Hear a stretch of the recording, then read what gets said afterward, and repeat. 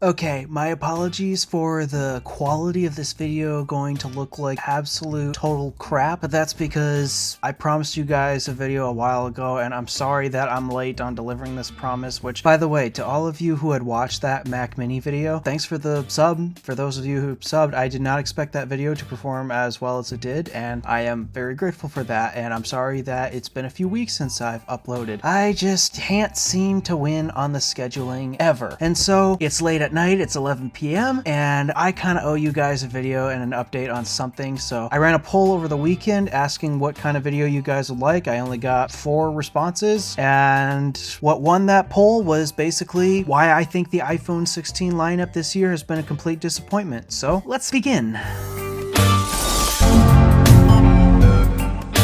So no, I don't have the iPhone 16. I haven't used it. Well, okay, that's not true. I have tried the demo units both at Walmart and the AT&T store, and so I have had some hands-on time with it. But basically, and you might have noticed, especially in some of my earlier videos, if you watched any of those, like, yes, I did make a video of my reaction about the iPhone 16, and also I made a video after that explaining that I actually kind of wanted one, but after a bunch of reviews have come out and I'm learning more about other people testing it, I'm not as interested in it, and if I do get it, which I still might get it at the end of my contract, which is in August, which, yes, I know that means it's right before the iPhone 17 series comes out, but considering that Apple has been doing an amazing job at disappointing me year over year, maybe if the iPhone 17 continues to be a disappointment, I can still go to AT&T and buy a brand new iPhone 16 Pro Max, brand new out of the box. So at least this method gives me options, but still, in general, I am pretty much very disappointed with this year's iPhone. In fact, honestly, out of every single iPhone release ever,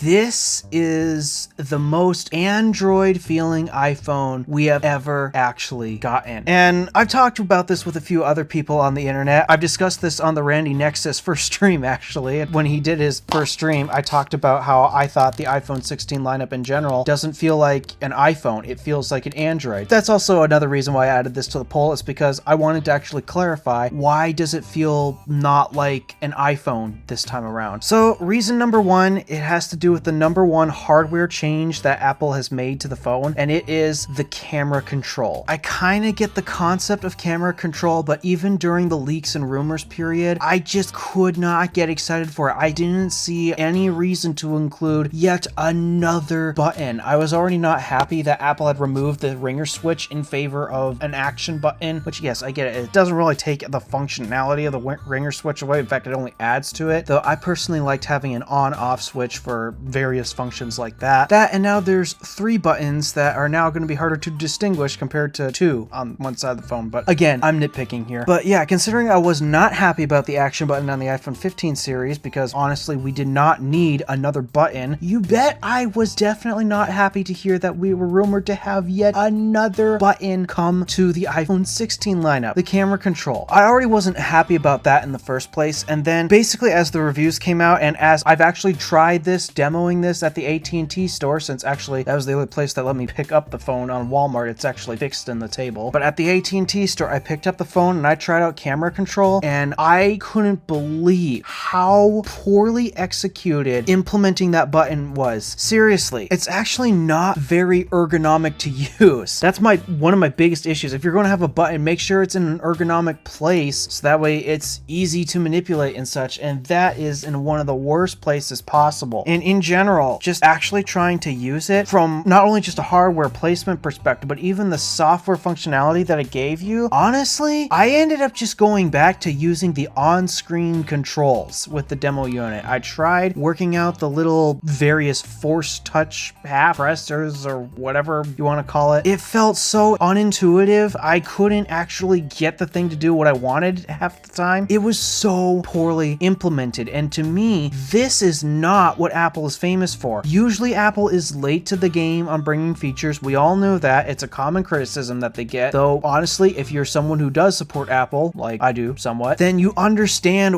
why Apple's late to the game. It's because when they do bring a feature, they want to make sure they do it right. They do it correctly, and this mentality was not used at all in the design design and implementation process of this camera control button. Everything about that button, both the hardware, the concepts, the decisions, none of that to me feels like Apple. It felt like such an Android gimmick, nothing Apple related to it. So yeah, that was the number one hardware change that they made, but there's more gripes that I have with the iPhone 16 line. You might have noticed in my video where I described how badly I wanted the iPhone 16 Pro, it was because of the studio quality microphones. Now, don't get me wrong, they've made some improvements, but I am not happy that they actually have some inconsistencies with their studio quality microphone branding. And because I'm using my Mac, it's going to do the balloon thing. Gosh, that's annoying. See, I'm actually currently using the studio quality mics on my MacBook Pro. That's what's recording my audio today. And honestly, the mics sound pretty darn good if you ask me. However, they do not sound this way from the iPhone 16's mic. Now, there are some improvements, but honestly, the improvements that I hear are mostly just noise isolation and such. The actual quality and frequencies that those microphones are able to pick up, they honestly aren't really any better from previous iPhones. It's just now they have better voice isolation, which, don't get me wrong, that is useful, but there's a difference between that and actually having a proper studio microphone. There's a massive difference in just the sound quality and such. And yes, I'm an audiophile. I do care about sound quality, and I was very disappointed to see that, sure, the voice isolation is great, but the actual quality of the frequencies that are being recorded, it's still not up to snuff. It's still not studio quality in my book, and that's where one of the biggest disappointments come from my end. Yeah, I'm not happy that Apple kind of gaslit us there. It's not a good look for them. And then we have to talk about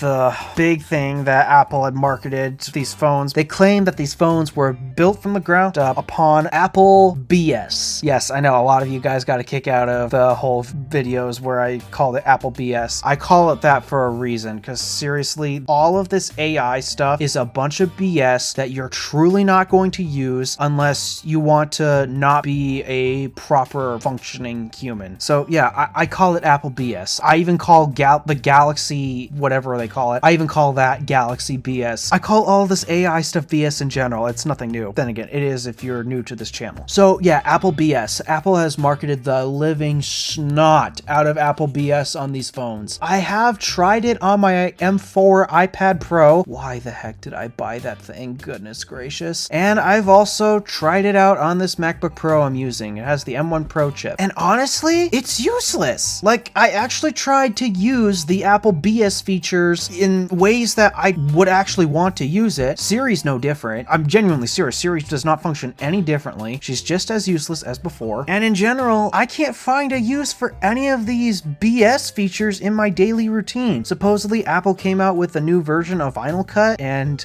that's fully loaded with Apple BS features. Not entirely sure how I'm supposed to use them, if I'm being honest. I mean, I'm gonna try and see in this very video I'm editing, but time and time again, more and more people have been realizing this too. All of this AI BS that every single tech company wants to market the living snot out of, it actually is not useful in your day-to-day routine. Only reason it exists is just to please investors and shareholders. That is it. It's not useful for the daily consumer. So yeah, considering that Apple BS is a big feature that these iPhone 16s are supposedly built from the ground up to support, Apple BS is not a reason to buy an iPhone. I'm sorry, it's just not. And then the final thing actually has to do with iOS 18. So no, this is not specifically iPhone 16's thing, though, albeit it does still affect the iPhone 16. It even affects my iPhone XS Max, if I'm being honest. iOS 18 feels so cluttered. It feels like a mess. A key thing that Apple is famous for when it comes to their design is their simplicity in their design. Slowly over time, that simplicity has actually been just disappearing. And now, honestly, there's no simplicity in iOS 18 anymore. The big thing that I always bring up to describe my frustration with iOS 18, I like to mention that in the Photos app, they wanted to change it, I don't know why, but in the Photos app, when you're deleting your deleted photos to actually free up space in your phone. I mean, I do this on a regular basis because I film these videos with my phones typically. There used to be just at the very bottom of the phone, two options, one on one side of the phone, the other on the other side of the phone. Delete all, recover all, plain as day. And now they're buried in a sub menu for some reason. And now it just, I don't understand why they chose to do it this way, because even when you